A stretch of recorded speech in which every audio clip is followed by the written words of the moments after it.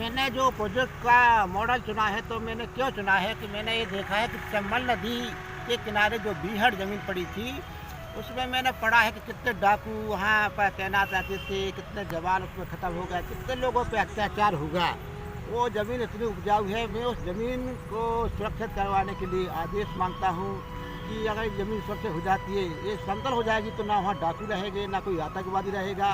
तो ये सब एक बहुत ही अच्छा महत्वपूर्ण काम है कि अगर उस जगह को समतल कर दिया जाए और उस जगह को ऐसा उपजाऊ बना दिया जाए जो हरा भरी हो जाए, तो कितने लोगों को उसमें रोजगार मिलेगा, कितने लोगों को रोशनी मिलेगी, कितने लोगों को पानी मिलेगा।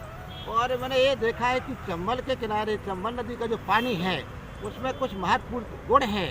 जैसे कि मैंने मध्य प्रदेश का जब भ्रमण किया तो मैंने इंदौर उद्यान देखा और बांदा महोबा देखा, तो वहाँ क्या नदी का पानी में जो गुण है उसमें कुछ गुणवत्ता है। इसी प्रकार चंबल के किनारे जो पानी का गुणवत्ता है या खाना में है, तो वहाँ तेज और तर्रार लोग होते हैं, वीर लोग होते हैं। वहाँ अगर ये हो जाता है तो मेरा तो मानना है कि वहाँ एक बढ़िया अच्छा कॉलेज खोला जाए, जिसमें कम उम्र के बच्चों से और अच्छे आर्मी वाले जवान तैयार किए जाए, हमारे जो देश के लिए अपना योगदान कर सके, उनमें वो ताकत आ सके। कैसे वहाँ का पानी, वहाँ का खाना, वहाँ का वातावरण इतना तेज है कि बहुत तेज, ऐसी जगह को चुनना बहुत महत्वपूर्ण काम है।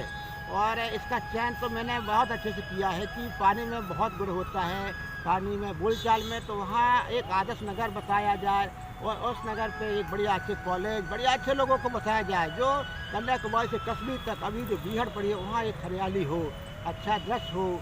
और मैं चाहता हूँ कि जो लोग अभी वो देख रहा उबड़ खाबड़ को, तो उसमें फिर हरियाली को देखें, तो ये बहुत महत्वपूर्ण काम होगा।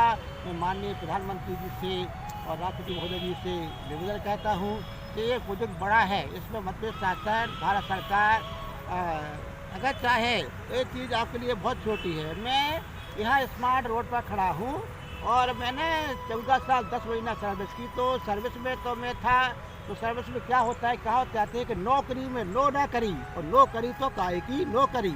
जब मैं रिटायरमेंट हो गया तो मैंने सोचा कि मैंने बहुत काम किया था कि अब कुछ काम किया जाए।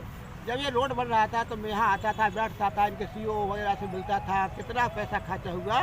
तो मैं कहता हूँ कि मैं या कोई इंजीनियर कोई वो नहीं बनवाना चाहता हूँ। मेरा एक ही उद्देश्य है कि अगर ये माता मंदिर से और झरनेश्वर मंदिर तक करीब 1 किलोमीटर लंबा है, तो जो जिसमें इसमें जो उतनी लागत लगी है उतनी लागत लगा करके एक स्मार्ट प्रोजेक्ट चंबल नदी किनारे बनाया जाए और उतना ही पैसा लगाया जाए, उतने में ये इतना अच्छा बन जाएगा कि हरा भरा बन जाएगा। और जब हरा भरा बन जाएगा तो इसका नाम रखा अटल पथ। और इसमें मैंने देखा कि कितने पेड़ पौधे कटे, कितने लोगों की झुग्गियाँ हट गई, कितने लोगों को परेशान किया गया। और मेरा तो है कि उस का नाम भी रखा जाए अटल नगर, आदर्श लोग वहाँ रहेंगे। तो इस प्रोजेक्ट में कितना अंतर होगा, जितना पैसा इसमें लगाया उतना पैसा अगर उसमें लगा दिया जाए तो वहाँ तो एक सुरंग बन जाएगा, धरती का सुरंग। क्योंकि वहाँ जो उबड़ खाबड़ है और नदियाँ का वो है, तो नदियों का सौंदर्यीकरण हो जाएगा, पानी का एक स्रोत बन जाएगा। उसमें मैंने जो प्रोजेक्ट बनाया कि पवन पानी पावा से चलने वाला एक प्लांट बनाया, जिसमें मैंने सभी को लिया है, महत्वपूर्ण धरती माता को भी लिया है, सूर्य भगवान को भी लिया है, पवन देवता को भी लिया है। और 5 लोग हैं, 5 लोगों का मैं वह साथ देता हूँ कि मेरे माता पिता गुरु भाई बहन 5 हो गए, और मैं 5 उनको चाहता हूँ कि डीएम सीएम पीएम और राष्ट्रपति और राज्यपाल, अगर आप 5 लोग एक हो जाए तो 5 लोग मिल कीजिए, काजा हार जीत आवे नहीं ला जाए। ये एक ऐतिहासिक बॉर्डर होगा, ऐतिहासिक नाम होगा, आपका सम्मान होगा और उस झंडे तिरंगे का सम्मान होगा जिस झंडे तिरंगे को आपने गांव झुग्गी झोपड़ी महल में दिया कि आप फहराइए। मैंने उसको सुरक्षित रखा। मैंने कहा कि मेरी जान चले जाए लेकिन मैं झंडे का अपमान नहीं होने दूंगा। यही कारण मेरा हुआ कि 3 तारीख को पुलिस वालों ने मुझे धकेल दिया, लेकिन मैंने अपने झंडे को नहीं झुकने दिया। और मैं ये कहता हूँ कि अगर किसी के हाथ में झंडा है तो क्या आप उसका वो नहीं कर सकते हैं। मैंने ये सुना है कि कोई कैदी था और वो जा रहा था, तो जब राष्ट्रगान गाया गया तो वो खड़ा होकर के राष्ट्रगान का सम्मान करने लगा, तो उस पर जज ने भी फैसला किया कि इसको तो बरी किया जाए, इसने सम्मान किया। तो मैंने एक सम्मान झंडे का किया, मुझे चोट आई, मेरे प्रोजेक्ट को भी चोट आई, मैंने उसमें टैप लगा कर अपने प्रोजेक्ट में रखा, उसको संभाल के रखा। तो मैं चाहता हूँ कि अगर इसका आपको सम्मान करना है तो इस प्रोजेक्ट की स्वीकृति दी जाए। मेरा तो ये है कि मैं तो मेहनत करता हूँ, मुझे कुछ नहीं चाहिए। अगर ये प्रोजेक्ट बन जाता है तो हमारे नाती वगैरह और जो भी अच्छे अच्छे लोग हैं उस पर रहेंगे, तो उनको आप रोजगार दें, उनको उसकी सुरक्षा करें। और मेरा अंत में कहना है कि अगर आपकी सुरक्षा में लाखों लोग लगे थे तो एक वैज्ञानिक की सुरक्षा में क्या 2 लोग नहीं लग सकते हैं? जब मैं गांव से दिल्ली जाऊंगा तो मेरे साथ ये हादसा हुआ तो ना मालूम मेरे साथ क्या हो सकता है। जब तक मेरा प्रोजेक्ट 1 साल में नहीं बनता है तो एक सुरक्षा देने की व्यवस्था की जाए। धन्यवाद। मैं अंत में एक महत्वपूर्ण बात और बताना चाहता हूँ कि मैंने ये देखा है कि बड़े अधिकारियों ने तो आदेश दे दिया, बेचारे जवान आर्मी वाले और पुलिस वाले जब जाते हैं तो हाथ तो आतंकवादी तड़ा गोली मार करके और उनको ख़त्म कर देते हैं। मैंने एक बार देखा है कि हमने बड़ी उससे देखा कि जैसे विधायक का कोई VIP है और उनकी सुरक्षा में जो कर्मचारी लगे हैं, पुलिस वाले हों या जवान, तो उनकी रक्षा करते हैं। लेकिन जो आतंकवादी आते हैं और उनको धमकाते हैं कि हम तुम्हारे बच्चों को उठा के ले जाएंगे, ये करेंगे, तो उनके बच्चों की रक्षा कौन करता है? ये बहुत बड़ी बात है कि बेचारे जो बच्चे पढ़ने जाते हैं, स्कूल जाते हैं, तो आतंकवादी धमका देते हैं कि हम तुम्हारे बच्चों को ले जाएंगे, तो उनकी रक्षा कौन करता है? एक बार मैंने देखा है कि आप ट्रेन में बैठते हैं VIP, तो VIP के साथ में CM या कोई भी होता है तो उनके 4-5 गनमैन हुआ खड़े रहते हैं गन लेके उस डिब्बा में। लेकिन जो बेचारा गाड़ी चलाता है ड्राइवर, उसकी क्या सुरक्षा है? अगर कोई आतंकवादी चढ़ जाए, उसको पकड़ के ले जाए तो साले पूरी ट्रेन के लाभ भी खत्म हो जाए, क्या उसकी सुरक्षा है? अरे बेचारे को पेशाब करने की भी वो नहीं है। आपने VIP बढ़िया वो बनवा दिए, सब बनवा दिए, लेकिन जो ड्राइवर गाड़ी चलाता है उसको पेशाब करने के लिए भी जगह नहीं है। मैंने एक बूढ़े ड्राइवर से पूछा कि मैं पूछता हूँ कुछ बात आपसे कि जब सावन भादों का महीना होता है तो जब मानसून आता है तो बार पेशाब लगती है, आपकी जब गाड़ी चलती है तो क्या आप पेशाब कहाँ करने जाते हैं? तो बेचारे ने बताया, दादाजी सड़क की बात में बताऊँ कि मैं बाटा रख देता हूँ और पेशाब करके फिर फेंक देता हूँ। तो मुझे मन में बहुत वो लगा कि आपने इतना बड़ा वो बना दिया है, लेकिन उस ड्राइवर के लिए कोई सुविधा नहीं, ना कोई सुरक्षा, ना उसको पेशाब करने के लिए कोई, कैसे उसका डिब्बा तो अलग होता है।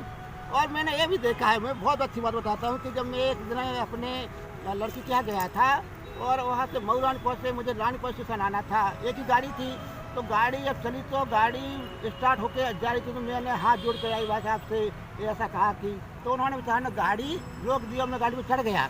जब मैं अपनी दूसरी लड़की के यहाँ गया रानीपुर स्टेशन पे, उतर के गाँव गया और दूसरा में शाम को लौटा तो मेरे पास 100 का नोट था, मुझे भोपाल आना था, वहाँ वो गाड़ी नहीं रुकती थी जिस गाड़ी से मुझे आना था। तो मैंने वहाँ के जो आपके स्टेशन प्रबंधक जी से कहा कि सर टिकट दे दीजिए, तो टिकट तो 2 रुपये का था, बोले मेरे पास खुले नहीं है। तो मैंने कहा साहब आप TC महोदय से बोल दीजिए कि इनको मौलाना को तो जाना है, टिकट बनवा लेंगे, भोपाल चले जाएंगे। तो उन्होंने बोला, मैं जब गाड़ी में बैठ गया तो TC जो था उसने कहा कि 100 का नोट है तुम्हारे पास में? हाँ। तो मैंने 100 का नोट दिया तो उसने 20 रुपये काट दिए। मैंने उससे निवेदन किया कि शायद 2 रुपये की जगह 5 रुपये काट दीजिए, मेरे पास 31 रुपया है। अरे बोले ज़्यादा बोलता है, जब तक सब स्टेशन आ गई। तो मुझे ये लगा कि बेचारा जो आदमी सेवा करता है उसका जो भाव होता है वो अलग होता है, और जो काले कोट वाले होते हैं उनको कोई भाव नहीं होता, कोई दया नहीं होती है, वो तो चाहिए उनको पैसा, ना उन्होंने रसीद दी, कुछ नहीं। वो 20 रुपये जेब में डाल के मुझे धमका दिया। अब मेरा स्टेशन आ गया था, मुझे भोपाल आना था, अब वो 20 रुपये मेरे कम पड़ गए। तो मैं जब भोपाल उतरा तो मैंने किसी से सहायता मांगी कि हमको बस से जाना है।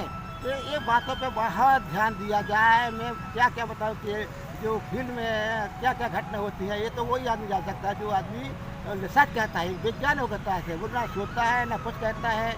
और वो तो अगर बाथरूम जाता है तो जो सोच आती है तो उसको नोट कर लेता है। मैं बगीचा में खड़ा हूँ, ये आप देखिए यहाँ कितने पेड़ लगाए थे, लेकिन मैं यहाँ आता हूँ, मैं इसकी देखरेख करता हूँ तो ये बगीचा कितना हरा भरा है। और लोगों ने जाल तोड़ दी, मैं गाड़ी बांधता हूँ, उसमें घूमता हूँ और डेली आता हूँ बिना कोई, मुझे ना पैसा चाहिए, मुझे पेड़ों की रक्षा करने के लिए आता है। यहाँ आप देखें चारों तरफ पेड़ लगा दिए, वो पूरे सूख गए। यहाँ जो बीच लैंड में पेड़ लगाया गया जिसकी कीमत 15,000 रुपये पेड़ की थी, लेकिन यहाँ के जो कर्मचारी अधिकारी है उन्होंने ये नहीं बताया कि ये पेड़ कहाँ लगाए जाते हैं। ये तो तमिलनाडु केरला में होते हैं, पानी होता है, ये पूरे पेड़ सूख गए। अंत में इस पर पेंट कर दिया जो लाख रुपए का है। ऐसा कुछ विचार करके उन लोगों को राय लेना चाहिए जो आदमी विशेषज्ञ है कहाँ क्या होता है। मैं जानता हूँ कि ऐसे जंगल में मैंने बहुत देखे, पलाश का पेड़ होता है, जिसको ना पानी चाहिए, उसकी जो हरियाली होती है, उसके जो पत्ते होते हैं, तो जैविक खाद में ज़मीन में डाल दो तो उससे खाद बन जाती है, उसका फूल अच्छा होता है। लेकिन कुछ ऐसे पेड़ होते हैं जिनका कोई काम ही नहीं, तो वो पेड़ यहाँ लगा दिए गए। मेरे यहाँ मैं जब टीटीआई में था तो मैंने 5 पेड़ लगाए थे, कटहल के, आम के, सब में फल आए। और मैं जब मालंगा में आया तो वहाँ भी 5 पेड़ लगे हैं। तो यही कहता हूँ, मैं यही ढूंढता हूँ कि 5 पेड़ लगाए, वही पानी, वही मिट्टी, क्या उसमें अलग अलग गुणवत्ता है। इसी प्रकार जो आदमी है, वही इंसान, वही सब कुछ है, लेकिन उनमें क्या गुणवत्ता है, मैं ऐसे लोगों को ढूंढना चाहता हूँ जिनके अंदर एक वो गुणवत्ता है कि ईश्वर ही इंसान हैं। आपके स्वर पूरे एक होगा तो आप कुछ भी कर सकते हैं। कई लोग तो शराब वराब में अपना जीवन बर्बाद करते हैं, कई लोग कई तरह तरह के लोग हैं, लेकिन कुछ लोग ऐसे हैं कि जिनमें बहुत मानवता है। उन्होंने सोचा कि हमारे अंदर क्या गुण है। तो मैं मानव संसाधन विकास मंत्रालय भाषा का अर्थ पूछता हूँ लोगों से, इसका क्या अर्थ है। तो मैं एक छोटे पद पर भी रहती हूँ कि मैंने मानव संसाधन विकास मंत्रालय का साथ दिया, उसका अर्थ समझा। तो मैं रिटायरमेंट होने पर वो चाहता हूँ कि इन लोगों ने तो वहाँ ट्रेनिंग दी, अच्छे गाड़ियों से गए, अच्छे, मैं तो फील्ड में गया, नदियाँ चढ़ी, तो मैंने बच्चों का साथ दिया। तो मैं चाहता हूँ कि अगर लाखों एकड़ ज़मीन और ये स्वच्छ हो जाती है तो हमारा मानव संसाधन विकास मंत्रालय भाषा का सपना पूरा होगा।